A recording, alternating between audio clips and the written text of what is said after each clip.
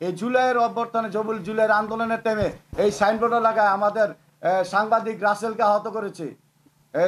অনেক মানুষ এখানে আমাদের নাবিলকে হত্যা করেছে, আদিলকে হত্যা করেছে। এই সাইনবোর্ডে কমপক্ষে না হলেও কমপক্ষে 10টা মানুষকে হত্যা করেছে এই রাজ্জাক ব্যাপারীর নেতৃত্বে, এই জুবাইরের ব্যাপারীর নেতৃত্বে, শাহাবুদ্দিন ব্যাপারীর নেতৃত্বে। এই রাজ্জাক ব্যাপারী ভূমিদস্যুর পক্ষে হয়ে এই মাওলানা ফেরদৌস, মাওলানা জালাল এবং ওসমান গনি কিভাবে তাদের দায়িত্ব নেয়, তারা কি এই আওয়ামী লীগ দোসরদেরকে পুনরায় আবার এদেশে পুনর্বাসনের জন্য চেষ্টা করছে? সেটা প্রশাসনের কাছে আমার দাবি, তারা এই বিষয়গুলি খতিয়ে দেখবে। তারা এই মার্কেটের মালিক হইল কিভাবে?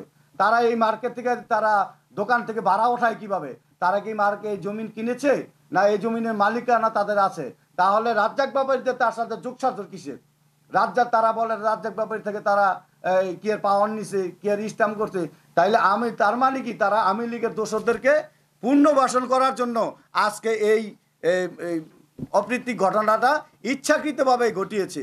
সাংবাদিক ভাইয়েরা, আপনাদের কাছে বিশেষ অনুরোধ, আপনারা যারা আছেন তারা সত্যটাকে উদ্ঘাটন করবেন আর সত্যটাকে প্রকাশ করার চেষ্টা করবেন। এতে যদি আমার কোনো সম্পৃক্ততা থাকে, আমার কোনো অপরাধ থাকে, আমার যদি কোনো ভুলভ্রান্তি থাকে, আমার যদি কোনো অপরাধমূলক কোনো চিহ্ন থাকে, তাহলে আপনারা সেটা ফুটিয়ে তুলবেন এবং সমাজবাসীকে জানিয়ে দিবেন আমার যদি কোনো সম্পৃক্ত এবং আমার কোনো অপরাধ থাকে। এবং প্রশাসনের কাছে দাবি জানাবো, তাদের অফিসের আশেপাশে তো সিসি ক্যামেরা আছে, তাদের অফিসে সিসি ক্যামেরা আছে এবং আশেপাশে এলাকায় সিসি ক্যামেরা আছে, ওই এলাকার লোকজন আছে।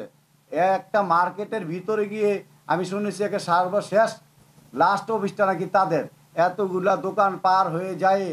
আমি অফিস বাংলা বা আমার কর্মীরা অফিস বাংলো, কেউ দেখলো না, সিসি ফুটেজ নাই, হ্যাঁ, তারা কোনো প্রমাণ দিতে পারলো না, অথচ আমাদের নামে মিথ্যা বক্তব্য দিয়ে গেল। সেটা তো আমি অবশ্যই প্রতিবাদ জানাই এবং আপনাদের কাছে জোর দাবি করি, প্রশাসনের কাছে জোর দাবি করি। আমরা বিএনপি পরিবারের সন্তান, আমরা বিএনপির জন্য বিগত 15 বছর জুলুম, নির্যাতন, অত্যাচার এবং মামলা হামলা শিকার হয়েছি। আজকে আমাদের কি আবার এই ষড়যন্ত্রমূলকভাবে আমাদেরকে আবার ফাঁসানোর চেষ্টা করছে। এই জন্য আমি প্রশাসনকে বলবো, আপনারা সুষ্ঠু তদন্তের মাধ্যমে এটা সঠিক বিচার এবং সঠিক তদন্তভাবে এটা সঠিক ঘটনাটি আপনারা উদ্ঘাটন করবেন।